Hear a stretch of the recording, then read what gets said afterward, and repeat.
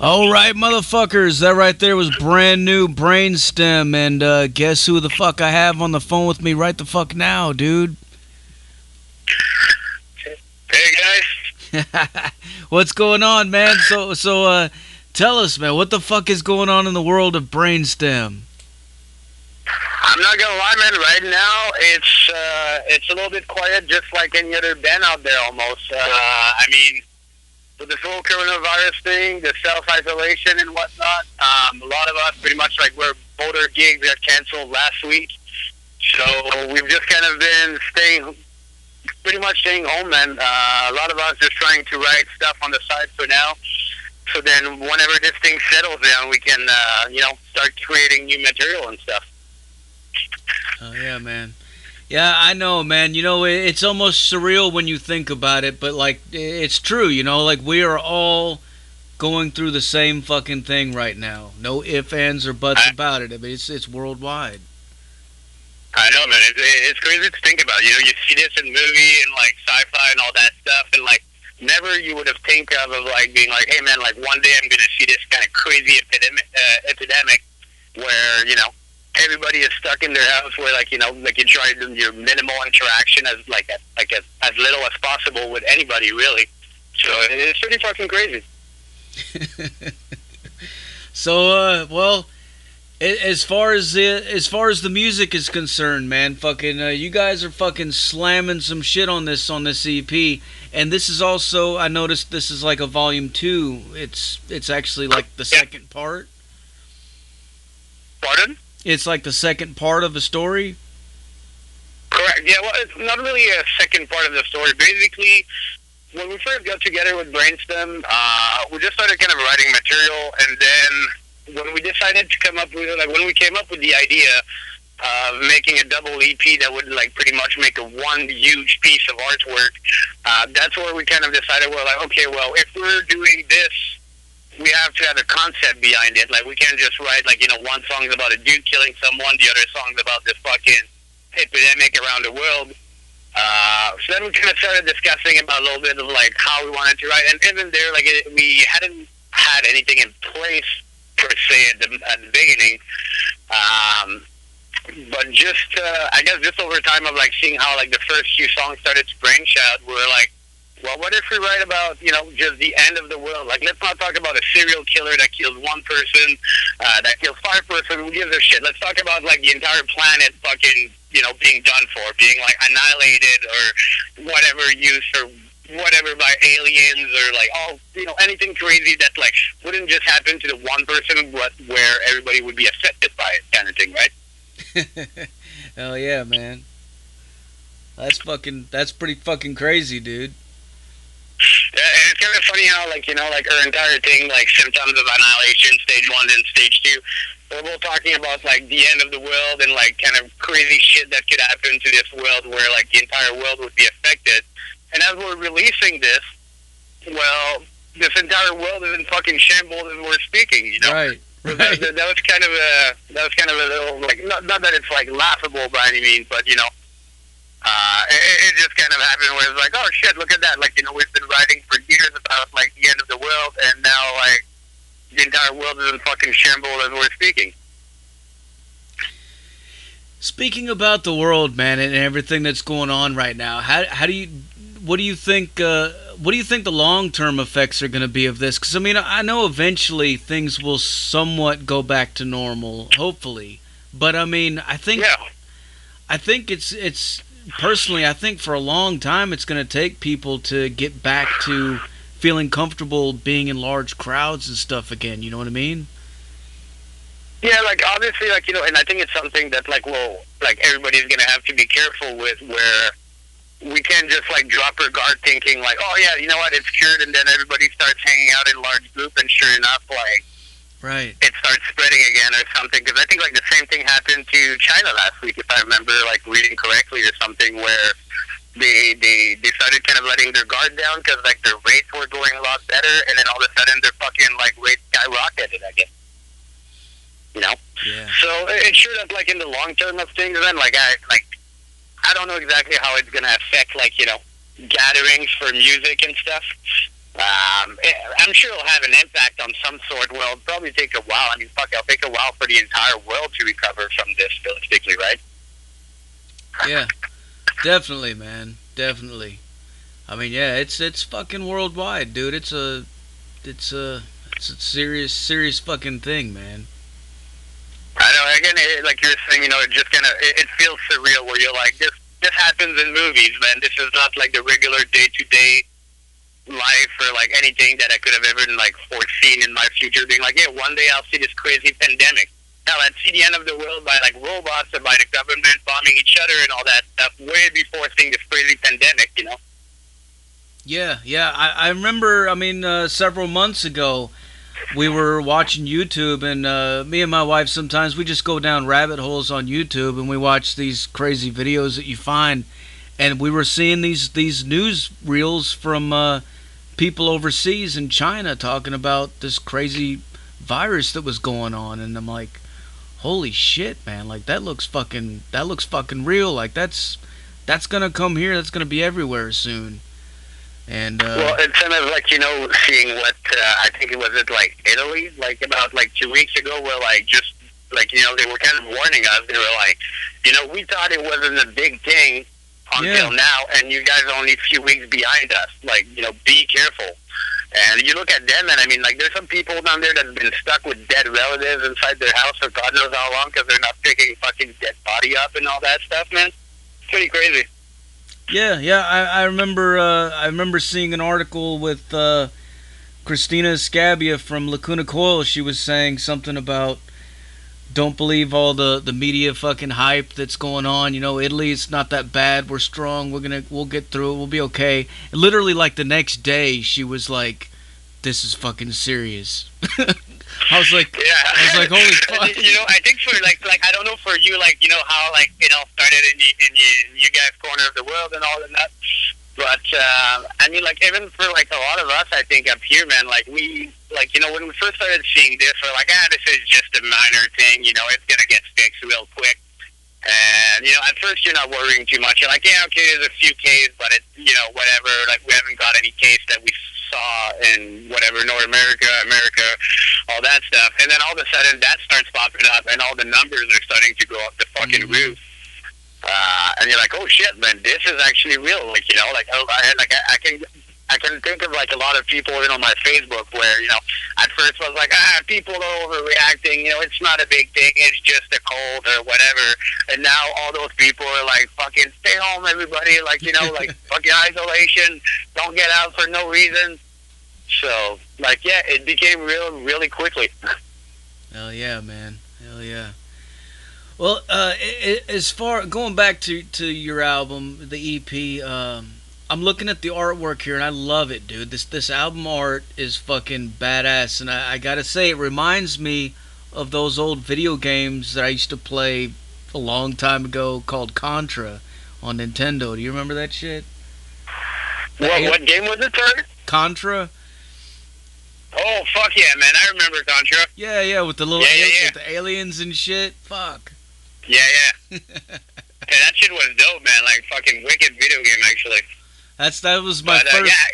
That was my first thoughts because like for the artwork, realistically, like because initially pretty much like the second piece of artwork, like for the second EP, was done at the same time as the first EP, where pretty much we asked the artist, we're like, listen, man, we want front to back a piece of art, like pretty much like a piece of artwork that can do 2 front to back EPs, so that we can connect both those EPs together to make one massive like piece of artwork, Mm-hmm. So a lot of it pretty much like we didn't even have the songs written or knew exactly where we wanted to go with the second EP.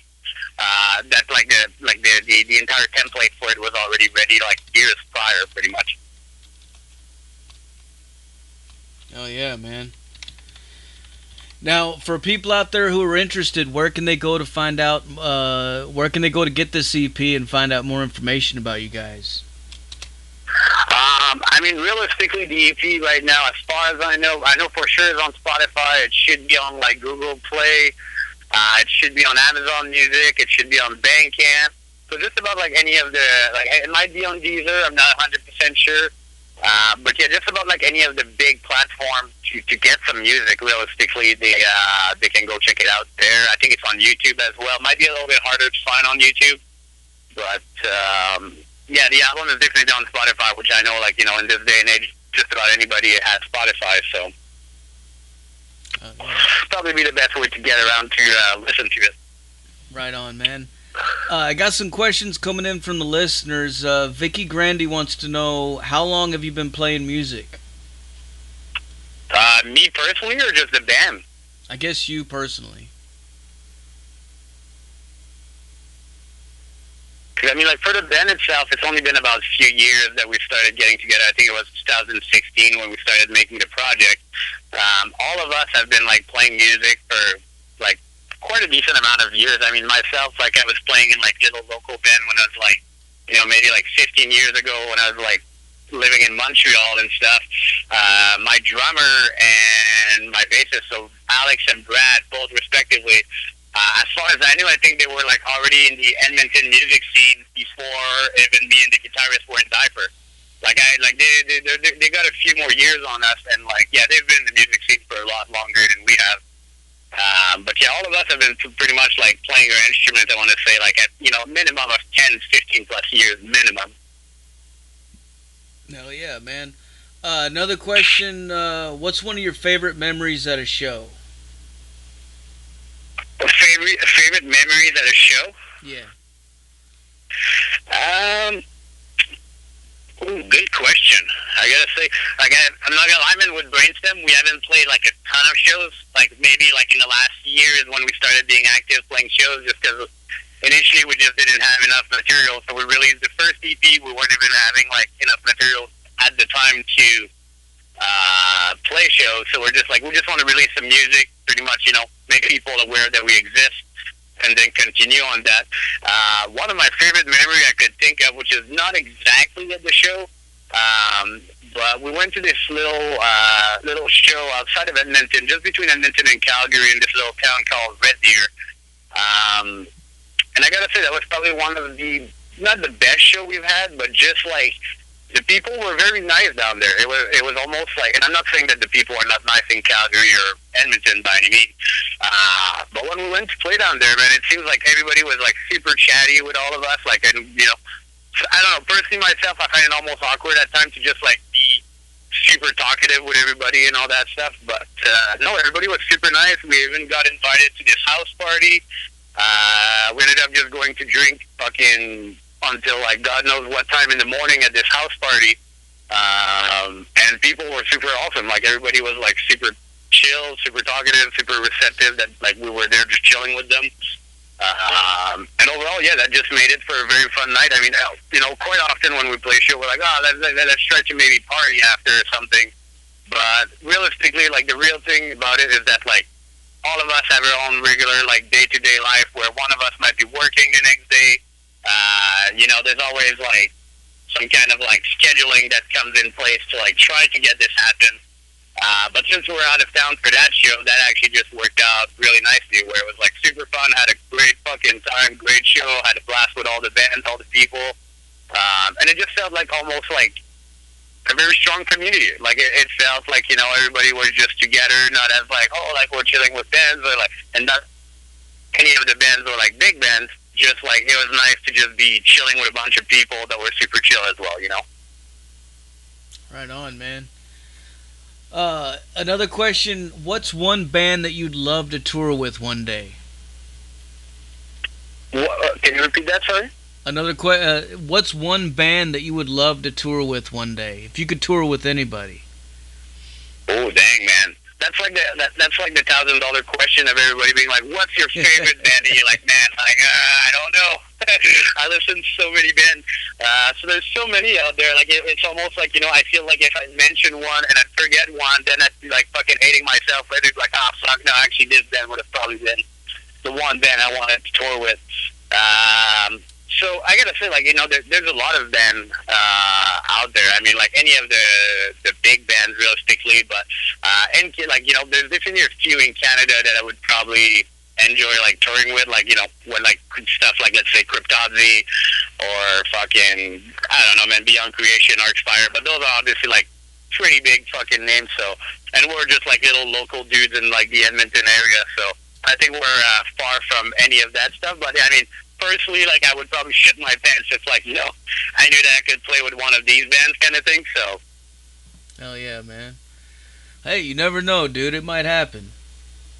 That's true, man. You never say never, right? Yeah. Another question. Paula Campbell wants to know, what are your musical influences? For music, what? Your influences. Ooh, all of us are having like really different background, to be honest. Well, different background, but at the same time, a lot of us have like similarities, and I think that's why we get along so well for the band, and also why we kind of categorize Brainstem as like the experimental death metal. Just because again, there's a lot of kind of influence that comes in play, and we're not trying to just stick to the one type of riff or one genre altogether. I mean, a lot of us listen to a lot of like tech death metal. I think like most of the members will listen to tech death metal, but we still listen to like some old school, just death metal in general, man. Like so, like Cannibal, like old school Cannibal Corpse, even the old school Cryptopsy. But there's also like a lot of influence that comes from the newer kind of tech bands. So like I don't know, man, Beyond Creation, First Fragments. I know it's hard to say for sure, man, like exactly, but like yeah, like we kind of take a little bits and pieces of just about anything realistically, and I think it kind of shows us a little bit in the music where nothing is really linear or sounds the same from one thing to the other kind of deal. Hell yeah, man. Got another question for you from the listeners. Vicky Grandy wants to know, what do you prefer, hot tubs, bubble baths, or showers? Hot tub, bubble bath, or what? Or showers. Kind of question that I never really put myself thinking to it. I don't know. I would say a hot tub, I guess. Yeah, I'm gonna say hot tub. Final decision on that. Right on. There you go, Vicky. He likes the hot tubs. Another question. Mega Mike wants to know, what are your favorite Canadian bands? Myself, favorite Canadian, like I said, Cryptopsy is definitely one of them. Beyond Creation, Archfire, First Fragments. I think those are the big ones on my list that I could mention. I mean, there's still like there's a lot of others, like other bands out there like Brought by Pain, God knows Necronomicon. The list goes on and on realistically. But yeah, I would say like Cryptopsy, First Fragment, and Beyond Creation, Archfire are probably the top four right there. Right on, man. All right. Well, you know what? I usually, every time I get a band on the radio and I'm doing an interview, I usually ask them what's coming up next in the future, like for the band, or, what do you guys have planned coming up next? But I almost feel silly asking that at this point right now with everything that's going on, because you probably don't know, right? I mean, I hear you on that where, like, it's hard to say for sure exactly, like, what are our plans? I mean, what were our plans until this crazy thing has been happening? Before the second EP drop, we've already had, like, a few new songs written for, like, basically our plan is at this point, we're like, okay, we made 2 EP, let's make a full-length album. So we already started writing new materials for the full-length. The full length is also going to be, I guess, like, it's not going to be exactly like, a Symptoms of Annihilation, but it's more so like basically what we've been thinking about is something along the line of the aftermath of like, okay, well, the world is done, or let's say we all got captured by freaking aliens. What happened now? What's happening with the leftover? Clearly not everybody died. There might be few people left. So pretty much it's almost like the rebirth after the Symptoms of Annihilation. But until this gets fixed out, pretty much for now, it's going to be all about just writing riffs on the side. And then whenever we get a chance, finally meeting, pretty much trying to put all those riffs together, create a bunch of new material. But yes, that's pretty much the plan. Is just like, we're trying to not focus too much on doing shows.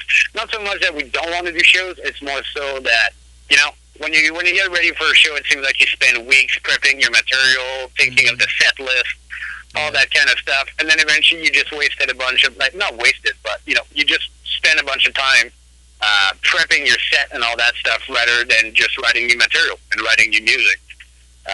So yeah, I guess like the plan is going to be pretty much just trying to write a new album, and we're hoping to have hopefully enough material and have it recorded in the next 2 years. That is, of course, whatever happens with this coronavirus bullshit, that we'll figure out as time comes, really. But yeah, that's pretty much the plan. Awesome, man. Awesome. Well, I'm about out of questions for you. Is there anything else you want to add to let the people know?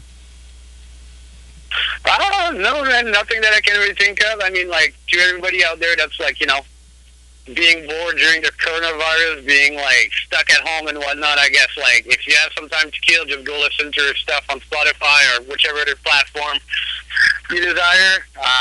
Make sure that we got, like, some more music coming up, like, hopefully in the next year, like I said, if everything's happening well, and that, like, even, like, the new material that we started writing, I gotta say, is a step up from the 2 EPs that we've released so far.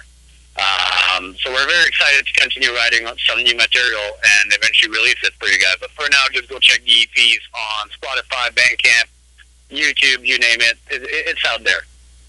Right on, man. Fuck yeah. Well, before I let you go, I got to get you to make us a station tag, all right? You got to make what, sir? A station tag. Okay.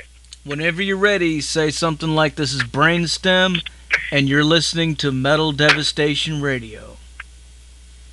All right, cool. Well, here, guys, this is Jess from Brainstem, and you're listening to Metal Devastation Radio. Fuck yeah. All right, man. Well, thanks a lot for taking the time, brother. What I'm going to do now is I'm going to... Thanks for having me on the air, man. Hey, anytime, brother, anytime. What I'm going to do now is I'm going to blast some more Brainstem for these motherfuckers so they can go crazy, all right? All right, man. Sounds good. And stay safe during this coronavirus thing. Cheers, brother. Cheers, man. Have a good one. There you have it, folks. Brainstem live on the Zach Moonshine Show with Metal Devastation fucking radio. Like I said earlier, put your speakers in your fucking windows. Put them in your front lawns. Put them in your neighbor's fucking house. Crank the fucking shit up. This is Brainstem.